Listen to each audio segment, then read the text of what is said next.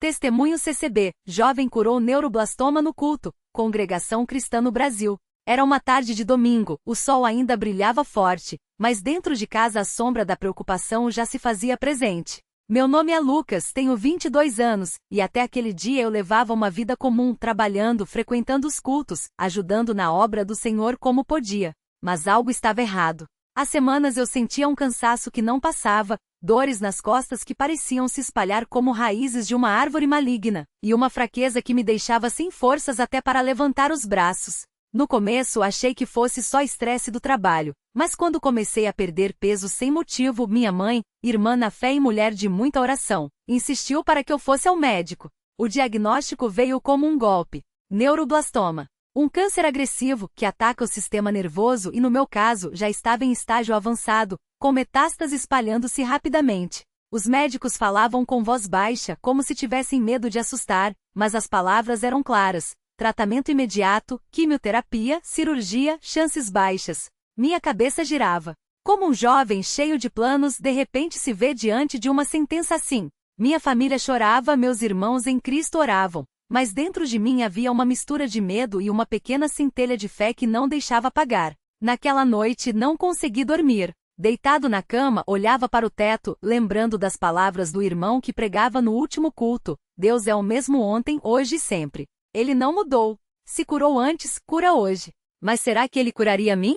Será que minha fé era suficiente? As dúvidas vinham como ondas, mas então me lembrei das muitas vezes que vi irmãos sendo curados nos cultos, pessoas levantando-se de cadeiras de rodas, cegos enxergando, surdos ouvindo. Se Deus fez por eles, por que não faria por mim? Comecei a orar em voz baixa, com lágrimas nos olhos: Senhor, o Senhor sabe que sou fraco. Minha fé é pequena, mas o Senhor disse que um grão de mostarda é suficiente. Eu creio que o Senhor pode me curar, não pelo que eu mereço, mas pela tua misericórdia. Em nome de Jesus, eu peço, livra-me desta enfermidade. No dia seguinte, minha mãe e meu pai me levaram ao culto. Eu mal conseguia andar, a dor nas costas era tão forte que cada passo parecia um peso de toneladas.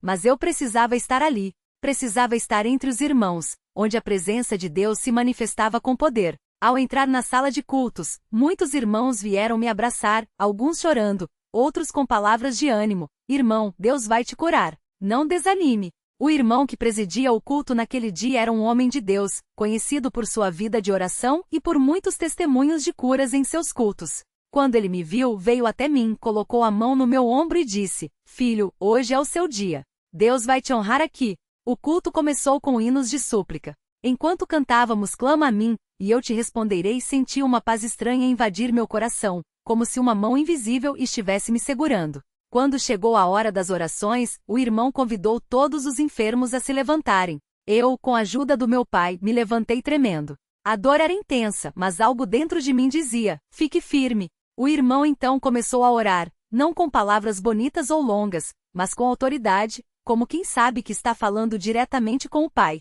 Senhor Jesus, este jovem aqui presente está sofrendo. O inimigo quis roubar sua vida, mas nós sabemos que o Senhor é maior. Pelo teu sangue, pela tua palavra, nós ordenamos que esta doença saia agora mesmo do corpo dele. Que cada célula maligna seja destruída, que cada dor desapareça, que a cura venha em nome de Jesus. Nesse momento senti algo estranho. Era como se uma corrente elétrica percorresse meu corpo, começando da cabeça e descendo até os pés.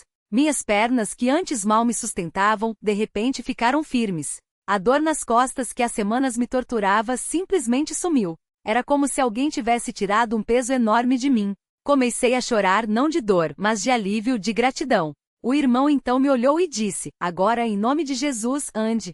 E eu andei. Não com passos trôpegos, não com medo, mas com firmeza, como se nunca tivesse estado doente. Os irmãos começaram a louvar a Deus, alguns chorando, outros levantando as mãos.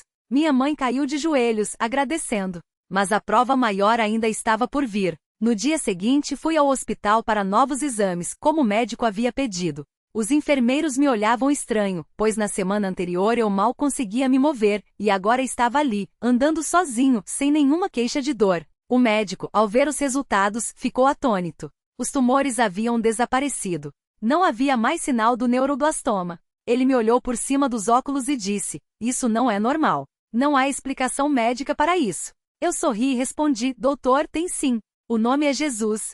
Ele balançou a cabeça, incrédulo, mas não pôde negar o que estava diante dos seus olhos. Os dias que se seguiram foram de pura gratidão. Voltei ao culto na semana seguinte para dar meu testemunho. Falei de como Deus me sustentou na dor, de como a fé dos irmãos me fortaleceu, de como a cura veio não por merecimento, mas pela graça do Senhor. Muitos choraram, alguns vieram me abraçar, dizendo que aquilo havia aumentado a fé deles.